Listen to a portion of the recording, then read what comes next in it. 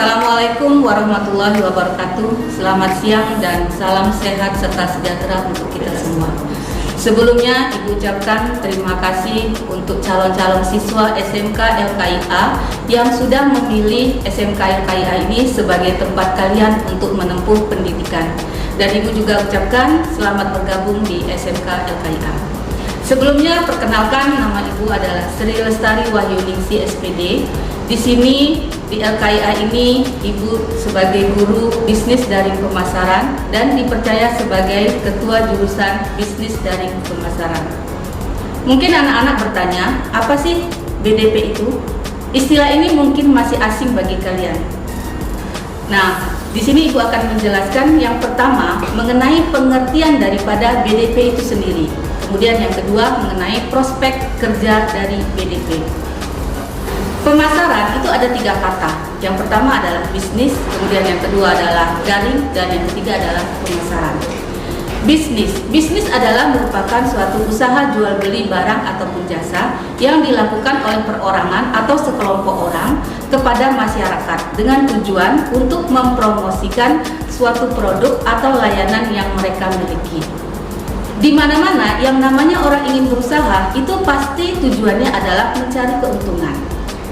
Jadi dapat kita simpulkan di sini bahwa BDP itu adalah sebuah kompetensi jurusan pada bidang sekolah menengah kejuruan, bisnis dan manajemen yang mempelajari keilmuan dan kritik tentang bidang pemasaran dan bisnis online melalui internet.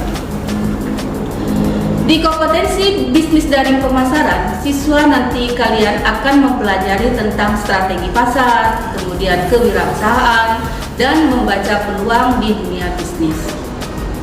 Di jurusan BDP ini kita memiliki ruang praktek di mana nanti kalian kalau sudah masuk sekolah, kalian akan diajarkan bagaimana cara memasarkan produk dan melayani pelanggan dengan baik. Nah, di sini akan Ibu tampilkan sedikit gambaran mengenai ruang praktek BDP.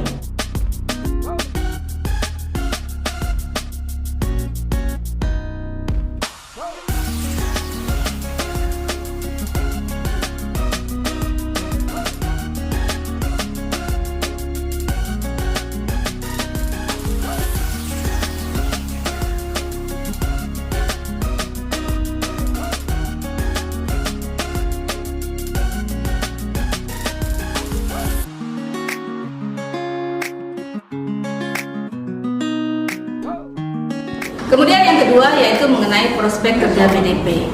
Prospek kerja BDP di sini yang pertama adalah pramuniaga. Apa itu pramuniaga? Pramuniaga itu adalah seseorang yang tugasnya melayani konsumen di suatu toko. Nah, biasanya pramuniaga ini dikenal dengan pelayan toko. Kemudian yang kedua adalah sales marketing. Fungsi daripada sales marketing ini adalah untuk menjual produk. Oleh karena itu, seorang sales marketing harus memiliki kemampuan untuk bisa berkomunikasi dengan baik kepada setiap orang yang berhubungan langsung dengan produk tersebut. Kemudian yang ketiga, yaitu adalah telemarketer. Tugasnya yaitu menjual ataupun memasarkan barang atau jasa melalui telepon. Untuk melakukannya, seorang telemarketer harus menghubungi klien dan calon pelanggan untuk menjelaskan produk ataupun jasa yang ditawarkan dengan baik. Yang keempat adalah kasir.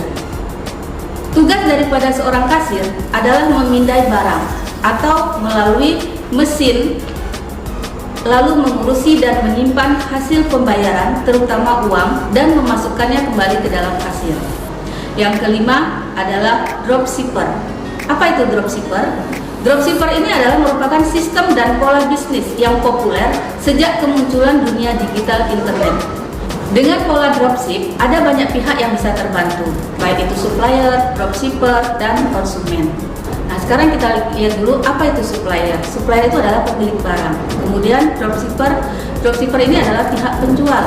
Marketer atau seller yang menjual barang milik supplier. Sedangkan konsumen di sini adalah pembeli yang membeli barang dari dropshipper. Kemudian yang keenam adalah reseller. Reseller merupakan penjual ulang, yaitu menjual kembali barang kepada konsumen dengan selisih harga yang dapat menguntungkan reseller. Yang ketujuh adalah wirausaha atau entrepreneur. Wirausaha adalah seseorang yang berani berusaha dengan secara mandiri dengan mengerahkan segala sumber daya dan upaya meliputi kepandaian mengenali produk, menentukan produk baru, dan menyusun operasi untuk pengadaan produk baru, serta memasarkannya dan mengatur permodalan operasionalnya untuk menghasilkan sesuatu yang bernilai lebih tinggi. Dengan kalian memilih jurusan bisnis dari pemasaran, diharapkan kalian nanti bisa menjadi seorang wirausaha atau entrepreneur yang hebat, yang mandiri, dan yang berhasil. Demikianlah sedikit gambaran mengenai jurusan bisnis dari pemasaran. Semoga bermanfaat untuk kalian.